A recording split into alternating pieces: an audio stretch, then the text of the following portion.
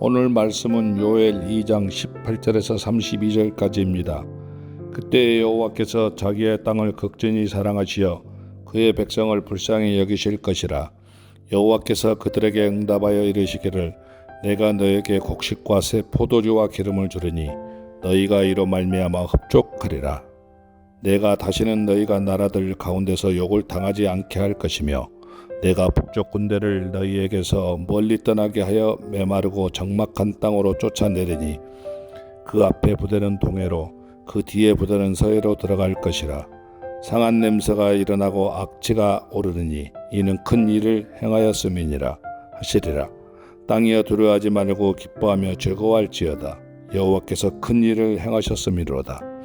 들짐승들아 두려워하지 말지어다.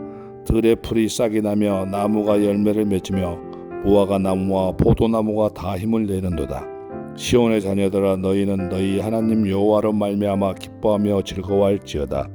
그가 너희를 위하여 비를 내리시되 이른 비를 너희에게 적당하게 주시리니 이른 비와 늦은 비가 예전에 같을 것이라. 마당에는 밀이 가득하고 독에는 새 포도주와 기름이 넘치리로다. 내가 저는 너희에게 보낸 큰 군대 곧 메뚜기와 느치와 황충과 팥중이가 먹은 횟수대로 너희에게 갚아주리니 너희는 먹되 풍족히 먹고 너희에게 놀라운 일을 행하신 너희 하나님 여호와의 이름을 찬송할 것이라. 내 백성이 영원히 수치를 당하니 아니하리로다. 그런즉 내가 이스라엘 가운데 있어 너희 하나님 여호와가 되고 다른 이가 없는 줄을 너희가 알 것이라. 내 백성이 영원히 수치를 당하지 아니하리로다. 그 후에 내가 내 영을 만민에게 부어주리니 너희 자녀들이 장래 일을 말할 것이며 너희 늙은이는 꿈을 꾸며 너희 젊은이는 이상을 볼 것이며 그때 내가 또 내 영을 남종과 여종에게 부어줄 것이며 내가 이적을 하늘과 땅에 베풀리니 곧 피와 불과 연기 기둥이라.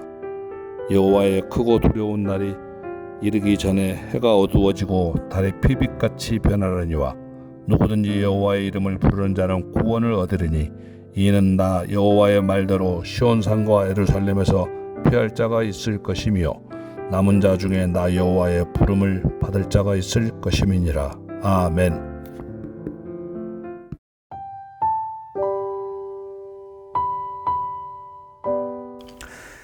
요엘 선지자는 계속해서 하나님의 심판을 선포했습니다. 메뚜기 떼가 땅을 황폐하게 만들었는데 그것은 단순한 자연재해가 아니라 하나님을 떠난 백성에게 임한 심판이었습니다. 요엘 선지자는 심판을 외친 뒤 이제라도 여호와 하나님께로 돌아오라고 외칩니다. 오늘 본문에 이르면 분위기가 많이 달라집니다. 심판을 말씀하시던 하나님께서 회개하고 돌아오는 백성에게 어떤 일을 행하실 것인가를 말씀하십니다. 18절부터 보면 하나님께서 그 땅을 불쌍히 여기시고 백성에게 곡식과 포도주와 기름을 풍성하게 주시며 메뚜기 떼가 먹어버린 것을 다시 갚아주시겠다고 말씀합니다. 그리고 마침내는 누구든지 여호와의 이름을 부르는 자는 구원을 얻으리라, 회복을 말씀하십니다. 하나님께서 심판을 말씀하시는 것과 회복을 말씀하시는 것은 서로 모순되지 않습니다. 하나님은 죄를 심판하시는 분이시지만 동시에 죄인이 멸망하는 것을 기뻐하지 않으시고 돌이켜 살기를 원하시는 분입니다. 우리의 삶도 마찬가지입니다. 우리가 하나님의 뜻을 저버리고 자신의 욕심과 죄악된 길을 계속 따라가면 그 길은 결국 우리를 파멸로 이끌어갑니다. 하나님께서는 그것을 경고하시며 때로 우리 삶에 고난을 주시죠. 그것은 우리를 정죄하여 끝내버리기 위해서가 아닙니다. 그 길에서 돌이켜 다시 하나님께로 돌아오게 하시기 위해서입니다. 오늘 본문을 보면서 심판을 말씀하시면서도 끝까지 자기 백성이 돌아오기를 기다리시는 하나님의 마음을 볼 수 있어야 하겠습니다. 그렇다면 오늘 본문에서 회개를 바라시는 하나님은 어떤 분으로 묘사되는지 함께 보면서 오늘 우리의 삶에 적용해 봅시다. 첫째로 하나님은 회개하는 자에게 두려워하지 말라고 말씀하십니다. 21절과 22절에 보니 두려워하지 말라라는 말이 반복해서 나옵니다. 심판을 말씀하시는 하나님은 분명 두렵고 무서운 존재입니다. 하지만 회개와 그에 따르는 용서와 회복을 말씀하시는 하나님은 우리가 두려워할 존재가 아닙니다. 하나님이 두려운 이유는 우리의 죄를 심판하시기 때문입니다. 그렇다면 하나님이 두렵지 않은 이유는 우리의 죄를 용서하시기 때문입니다. 이것은 복음이죠. 우리의 죄를 심판하시는 하나님은 두렵습니다. 그런데 만약에 우리가 죄가 없을 때에만, 죄를 짓지 않았을 때에만 하나님이 두렵지 않은 것이다. 이러면 아마 우리는 평생 하나님을 두려워하며 살아야 할 것입니다. 계속해서 죄를 범하니까요. 그런데 성경은 구약과 신약을 막론하고 우리가 하나님 앞에 회개하고 죄를 미워할 때 하나님은 용서하신다고 약속하십니다. 그러니까 용서의 하나님이 두렵지 않은 것이지 우리가 완벽해졌기 때문에 하나님이 두렵지 않은 것이 아닙니다. 오늘 우리 삶도 그렇습니다. 죄를 회개하고 하나님께 용서를 구하는 자에게 하나님은 두려운 존재가 아니라 용서와 사랑의 하나님이십니다. 둘째로 하나님은 회개하는 자의 삶을 회복하십니다. 하나님은 이전에 메뚜기 떼를 보내 백성의 삶의 터전을 황폐하게 하셨으나 백성이 회개하니 그 땅은 다시 회복됩니다. 우리는 때로 스스로의 죄 때문에 삶의 한 부분이 무너지는 것을 경험합니다. 그리고 이제는 다 끝이 났다고 생각해 버릴 때도 있습니다. 죄 때문에 어그러진 관계, 죄 때문에 회복되지 못할 것 같은 장래의 일들. 하지만 하나님의 회복은 단지 마음의 상처를 치유하실 뿐 아니라 우리 삶의 구체적인 부분들도 회복시켜 주신다라는 사실을 기억해야 됩니다. 이 말은 회개하면 하나님이 사업과 학업에 성공을 주신다 하는 의미는 아닙니다.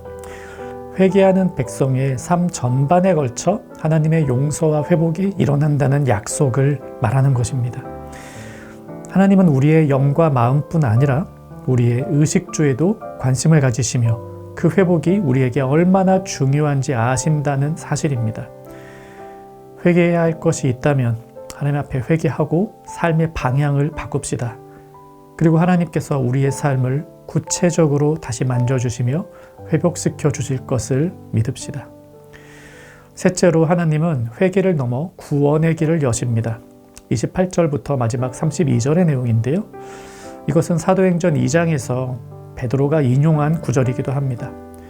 하나님은 누구든 죄 가운데 머물러 있다 멸망당하는 것을 원하지 않으시고 모든 백성에게 하나님의 영을 부어주셔서 그들 모두가 하나님의 백성이 되기를 원하십니다. 누구든지 여호와의 이름을 부르는 자는 구원을 얻으리니 이 예언은 사도행전에서는 누구든지 주의 이름을 부르는 자는 구원을 받으리라 이렇게 바뀝니다. 그리스도를 통해 온 인류를 구원하실 하나님의 구원의 약속입니다. 심판을 말씀하시는 하나님이 회개와 구원을 말씀하시는 것은 당연합니다. 하나님은 우리가 심판받기를 원하시는 것이 아니라 회개하여 구원에 이르기를 원하시기 때문입니다. 세 가지로 본문을 적용해 보았습니다. 하나님은 죄를 가볍게 여기시는 분이 아니시지만 회개하는 자를 외면하지 않고 용서하시는 분이십니다. 우리의 마음을 회복시켜 주실 뿐 아니라 무너진 삶도 구체적으로 회복시켜 주십니다. 그리고 우리를 새롭게 해 더욱 큰 믿음으로 구원의 길을 걷게 하십니다.